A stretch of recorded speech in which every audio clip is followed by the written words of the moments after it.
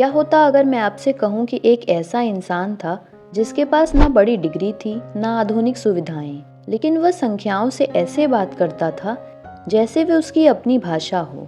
यह कहानी है श्रीनिवास रामानुजन की। एक साधारण परिवार में जन्मा वह असाधारण दिमाग, जिसने गणित की दुनिया को हमेशा के लिए बदल दिया। तमिलनाडु के एक छोटे से शहर से निकलकर अपने जुनून और अनोखी सोच के दम पर उन्होंने ऐसे ऐसे सूत्र खोजे जिन्हें समझने में बड़े बड़े गणितज्ञों को सालों लग गए। सिर्फ 32 साल की छोटी सी जिंदगी, लेकिन योगदान ऐसा जो आज भी अनंत की तरह जीवित है। कहानी शुरू होती है दक्षिण भारत के एक शांत से शहर में। 22 दिसंबर 1887 को तमिलनाडु के इरोड में एक बच्चे का जन्म हुआ। नाम था श्रीनिवास रामानुजन। घर साधारण था। पिता कपड़े की दुकान में काम करते थे और माँ मंदिर में भजन गाती थी। आर्थिक स्थिति बहुत मजबूत नहीं थी, लेकिन उस छोटे से घर में एक असाधारण दिमाग पल रहा था। कहते हैं बचपन से ही रामानुजन को संख्याएं आकर्षित करती थीं। जहाँ दूसरे बच्चे खेल में खोए रहते, वहाँ वो गणित के सवालों में खो जाते। स्कूल में शिक्षक भी हैरान रह जाते, क्योंकि यह बच्चा सिर्फ सवाल हल नहीं करता था, बल्कि अपने तरीके से नए तरीके खोज लेता था। उन्हें गणित समझाया नहीं जाता था, वह खुद समझ लेते थे। संख्याएं उनके लिए सिर्फ अंक नहीं थी, बल्कि एक रहस्य थी जिन्हें वह सुलझाना चाहते थे। कम उम्र में ही उन्होंने ऐसे सवाल हल करने शुरू कर दिए थे जो बड़े विद्यार्थियों के लिए भी मुश्किल थे, और शायद तभी तय हो गया था यह बच्चा साधारण जिंदगी के लिए नहीं बना है। यहीं से शुरू होती है उस प्रतिभा की कहानी जो आगे चलकर पूरी दुनिया को चौंका देगी। साल था लगभग 1903। एक 16 साल का दुबला पतला लड़का जिसकी आंखों में अजीब सी चमक थी, यह वही लड़का था, श्रीनिवास रामानुजन। एक दिन उनके हाथ लगी एक पुरानी सी किताब का नाम था a synopsis of elementary results in pure and applied mathematics. यह कोई कहानी की किताब नहीं थी, यह हजारों गणितीय सूत्रों और परिणामों से भरी हुई थी, लेकिन बिना विस्तार से समझाए। ज्यादातर लोगों के लिए यह किताब उलझन होती, लेकिन रामानुजन के लिए वही किताब उनकी दुनिया बन गई। वह घंटों घंटों उस किताब में डूबे रहते, हर सूत्र को सिर्फ पढ़ते नहीं थे, बल्कि उसे समझते, परखते और उससे आगे बढ़कर अपने नए सूत्र बनाने लगते। समस्या यह थी कि वह बाकी विषयों को लगभग भूल चुके थे। उनका पूरा ध्यान सिर्फ गणित पर था। उनके लिए गणित सिर्फ पढ़ाई नहीं था, वह उनका जुनून, उनका सपना और शायद उनका भाग्य था। कहानी आगे बढ़ती है। अब श्रीनिवास रामानुजन कॉलेज पहुंच चुके थे। सबको उम्मीद थी कि वह होनहार लड़का बड़ी सफलता हासिल करेगा, लेकिन यहाँ कहानी ने अचानक मोड़ लिया।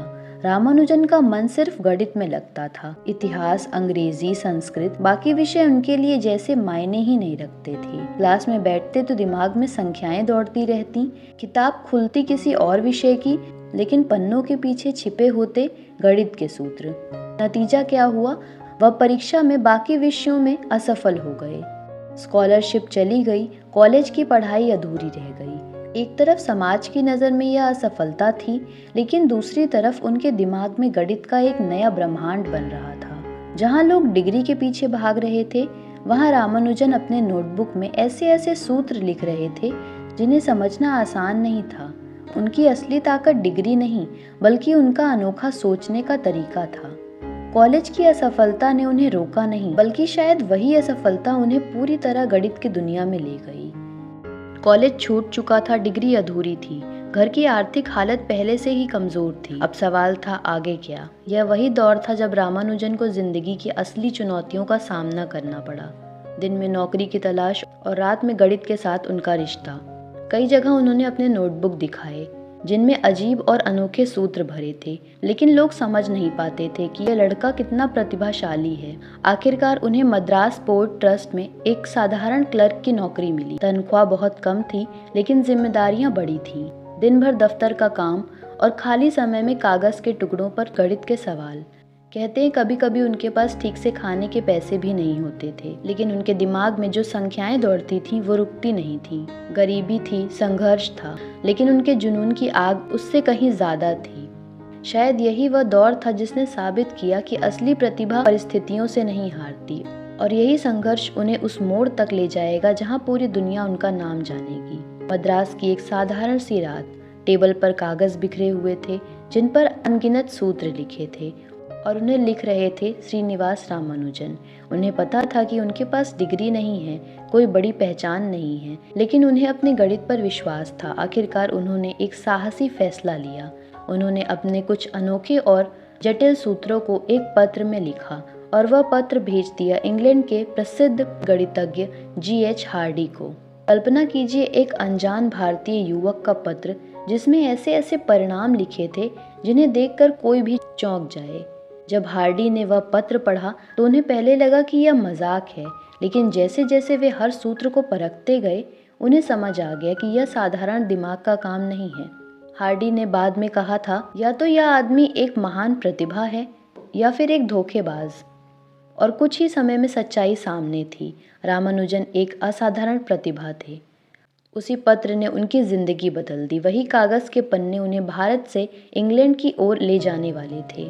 साल 1914 समुद्र की लहरों को चीरता हुआ एक जहाज इंग्लैंड की ओर बढ़ रहा था। उस जहाज पर सवार थे श्रीनिवास रामानुजन। मद्रास की साधारण गलियों से निकलकर अब वह पहुंचने वाले थे दुनिया के प्रतिष्ठित संस्थान यूनिवर्सिटी ऑफ कैम्ब्रिज। नई जगह, नया देश, नई भाषा, खाना अलग, मौसम ठंडा, संस्कृति बिल्कुल भिन्न। लेकिन इन सब के बीच एक चीज़ नहीं बदली, उनका गणित के प्रति जुनून। कैम्ब्रिज में उनकी मुलाकात फिर से हुई G.H. हार्डी से। अब दोनों साथ बैठकर घंटों गणित पर चर्चा करते।